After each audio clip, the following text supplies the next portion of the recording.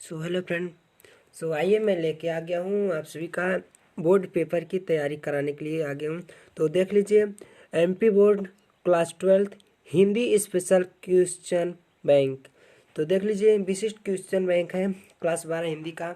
तो गद्य खंड पार्ट वह देख लेते हैं, पहला क्वेश्चन देख लेते हैं। तो यही 100% वार्षिक पेपर में पूछे जाएंगे।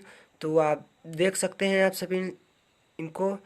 तो देख लीजिए, प्रश्न क्रमांक पहला देख लीजिए, एक वन का गद्य साहित्य के विकास का युग है। तो इसमें 4 ऑप्शन दिए हैं, तो आपको बताना होगा इसमें से कौन है। तो दूसरा देख लेते हैं, इसका दूसरा देख लेते हैं। प्रश्न क्रमांक दूसरा, हिंदी गद्य का आदि रूप हमें क्या प्राप्त होता है, हमें प्राप्त होता है। तो इसका देख लीजिए, 4 ऑप्शन दिए हैं। साहित्य लहरी में, दूसरा नाथ साहित्य में, तीसरा प्राचीन साहित्य में और चौथा आदि साहित्य में।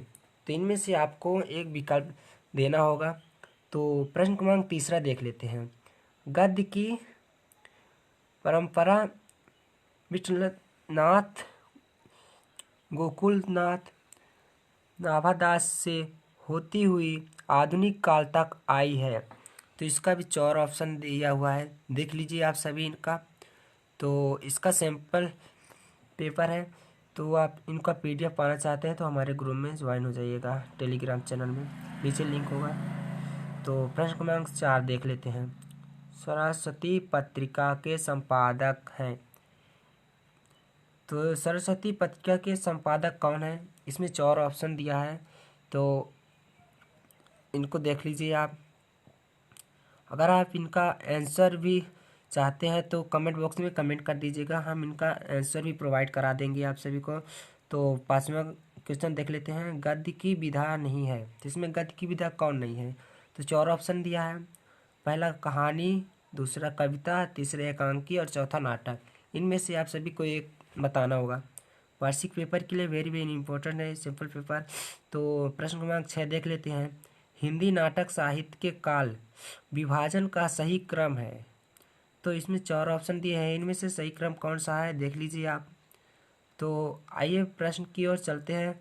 तो प्रश्न क्रमांक 7 देख लेते हैं। हिंदी एकांकी में तत्वों की संख्या होती है। तो हिंदी एकांकी में तत्वों की क्या संख्या होती है, तो ये आप सभी को बताना है। तो प्रश्न क्रमांक 9 में आ जाते हैं।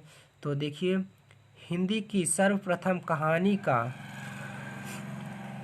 आविर्भाव ईस्वी के आसपास हुआ था। तो इसमें क्या हुआ था ये आप सभी को बताना है। तो प्रश्न क्रमांक 10 देख लेते हैं। हिंदी साहित्य में अचल का अर्थ है। और प्रश्न क्रमांक 11 देख लेते हैं।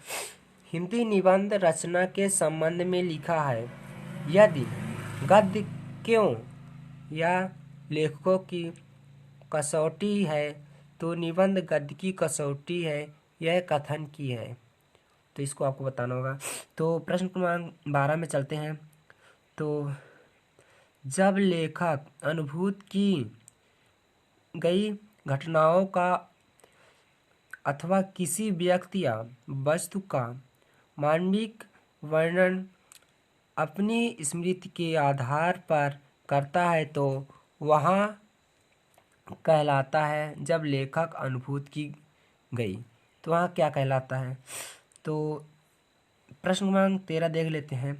घटनाओं का अथवा किसी व्यक्ति या वस्तु का मार्मिक वर्णन अपनी स्मृति के आधार पर करता है तो वह कहलाता है, तो वह क्या कहलाता है। तो प्रश्न क्रमांक 14 देख लेते हैं। एक हानि हिंदी गद्य साहित्य की विधा है। तो एक अक हानि हिंदी गद्य साहित्य का विधा है, तो इसमें कौन सा विधा है, इसका उत्तर भी हम प्रोवाइड करा देंगे आप सभी को। तो प्रश्न क्रमांक 15 देख लेते हैं। प्रेमचंद हिंदी गद्य साहित्य में प्रमुख कहानीकार हैं, इसमें कौन से कहानीकार हैं, तो आप सभी को बताना है। तो आइए चलते हैं प्रश्न क्रमांक 16 की ओर। तो हिंदी गद्य साहित्य में प्रण एवं गंभीर शैली भारतेंदु युगीन निबंधों की विशेषताएं लिखिए।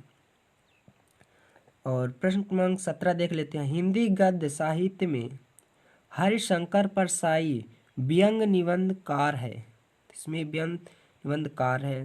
तो प्रश्न क्रमांक 18 देख लेते हैं। हिंदी साहित्य में निबंध के समान आलोचना के क्षेत्र में हरिवंश राय बच्चन का आगमन वरदान स्वरूप हुआ है।